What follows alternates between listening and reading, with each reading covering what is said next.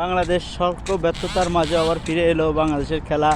বাংলাদেশের খেলা দেখে যে এতটা সুন্দর, এতটা ভালো লাগলো, সেটা আছে বলার বাইরে।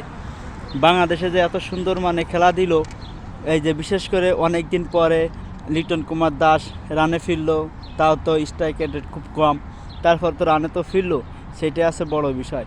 আর লিটন যাতে সুন্দর করে খেলবে না সেটা কখনো ভাবতেও পারিনি। আর বাংলাদেশে যে সুন্দর করে খেলা দিতেছে, এইভাবে জিতবে ভাবলাম মেরে যায় কি না, তারপরে দেখলাম না, বাংলাদেশে খেলে তো জিতেই গেল। বাংলাদেশে খেলা দেখতে খুব ভালো লাগে, আর এরে গেলে তো খেলা দেখতে খুব খারাপ লাগে। কারণ বিদেশ বাড়ি কষ্ট করে তার মাঝেও খেলা দেখার চেষ্টা করি বাংলাদেশে, কারণ বাংলাদেশ তো মনে প্রাণেই থাকেই। আর বাংলাদেশে এইভাবে এগিয়ে যাক, আরও 3টে ম্যাচ আছে, এই 3টে ম্যাচেও ইনশাআল্লাহ জিতবো, সেটা চিন্তা ভাবনা নিয়ে আমরা খেলা দেখি। আর বাংলাদেশের যেহেতু বাংলাদেশের খেলা না দেখলে তো মনটাও ভালো লাগে না, কিছুই ভালো লাগে না। বাংলাদেশের খেলা দেখার জন্য তো অনেক এক্সাইটেড থাকি।